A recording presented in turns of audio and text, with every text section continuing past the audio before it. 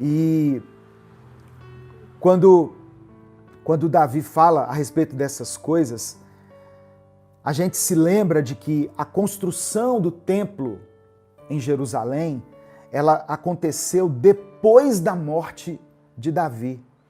Então, isso nos ajuda a entender a ênfase espiritual do seu pedido. Davi não estava pedindo assim, eu queria passar o dia inteiro dentro da igreja. Não.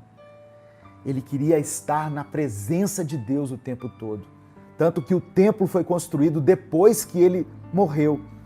A casa ou templo do Senhor foi muito mais do que um edifício feito por homens. Davi, ele desejava a comunhão constante de Deus. Lembra quando Jesus encontrou com uma mulher à beira de um poço, a mulher samaritana? E a mulher perguntou para Jesus o seguinte: olha, eu tenho uma dúvida em relação ao lugar certo da adoração. Os nossos pais nos ensinaram que nós devemos adorar a Deus em um determinado lugar, mas vocês, judeus, falam que é em outro lugar. Onde é o lugar certo de estar na presença de Deus? E aí Jesus diz para ela o seguinte: olha, o que importa não é o lugar, mas o que importa é o coração. Não é o lugar, mas é a atitude do adorador. Jesus disse assim, olha, está chegando a hora, é chegada a hora em que os verdadeiros adoradores adorarão o Pai em espírito e em verdade. Ou seja, se for na igreja, se for na sua casa, se for na sua cama, se for dentro do ônibus, não importa. O que importa é a sua atitude de entrega, é a sua atitude de reconhecimento da grandeza de Deus, é adorá-lo em espírito e em verdade. E a verdadeira habitação de Deus não é um edifício feito de pedras, mas sim o coração fiel daqueles que se dispõem a segui-lo. Em João capítulo 14, verso 23, está escrito: respondeu Jesus: se alguém me ama, guardará a minha palavra, e meu Pai o amará, e viremos para ele e faremos nele morada. Deus não habita em templos feitos por mãos humanas. Deus habita no coração daqueles que o amam, daqueles que declaram, que expressam o seu amor por Deus. Amém? Outro ensinamento que eu aprendo aqui. O tabernáculo de Deus seria um lugar de refúgio, um lugar seguro, um lugar que permitiria tranquilidade na vida de Davi, apesar das ameaças dos seus inimigos. Essa é a mesma confiança que o apóstolo Paulo ensinou aos irmãos em Roma, aos romanos.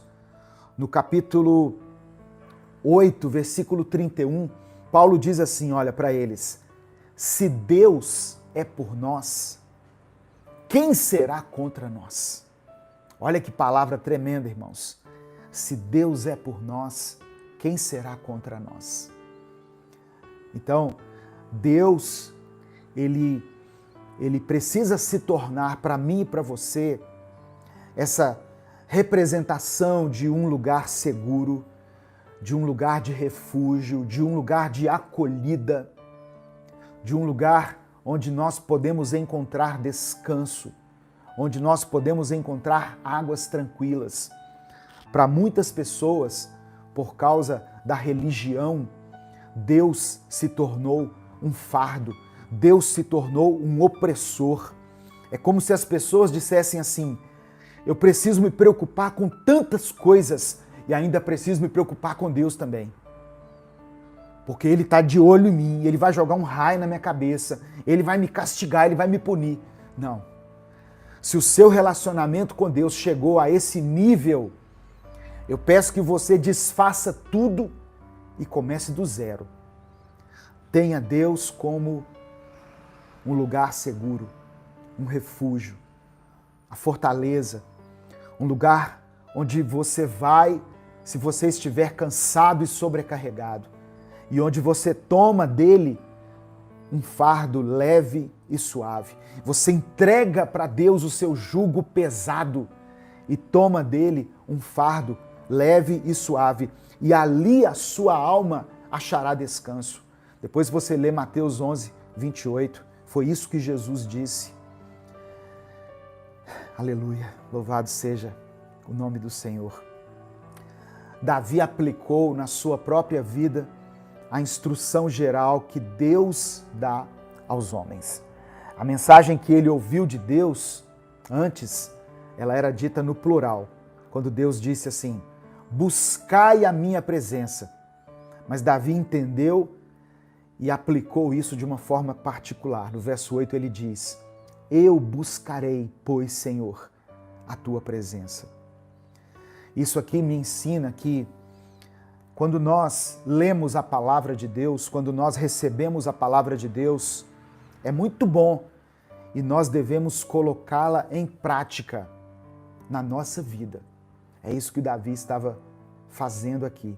Ele havia recebido a palavra de Deus de uma forma coletiva, nas leituras lá dos profetas, mas quando Davi recebe isso, ele decide colocar em prática. Ele diz: eu buscarei, pois, Senhor, a tua presença.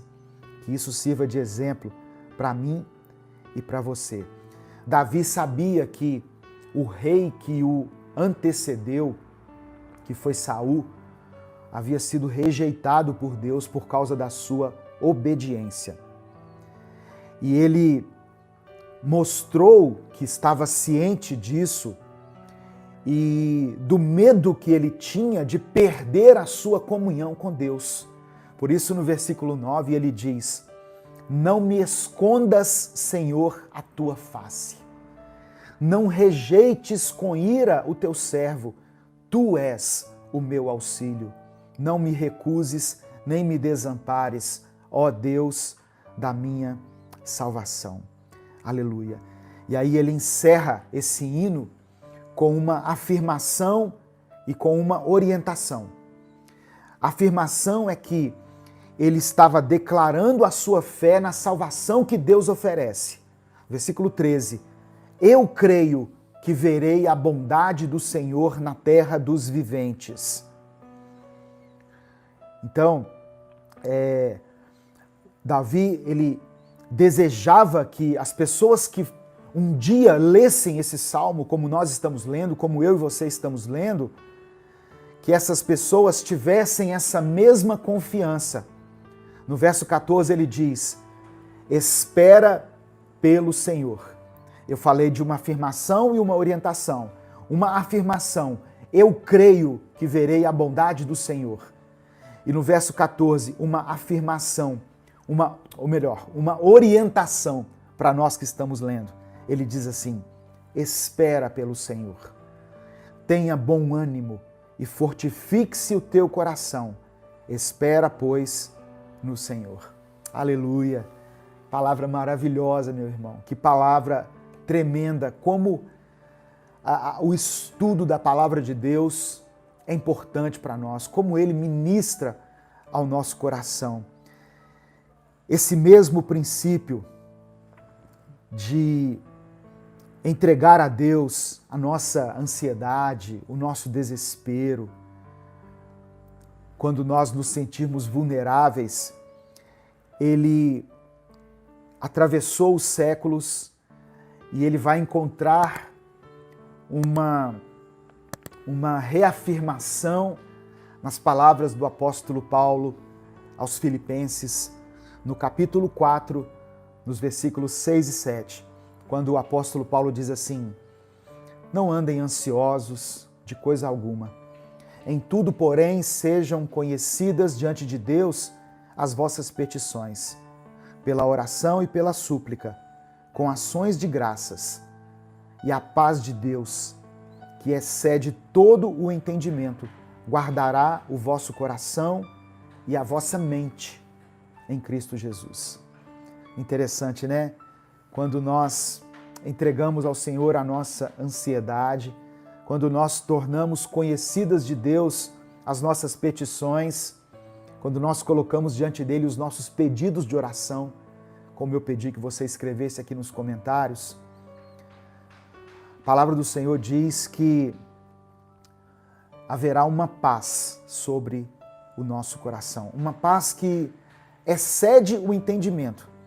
Não adianta você querer entender essa paz, tentar explicar para as pessoas, porque ela excede o entendimento, ela está além do nosso entendimento. Mas essa paz, ela guardará o nosso coração e a nossa mente em Cristo Jesus. Amém?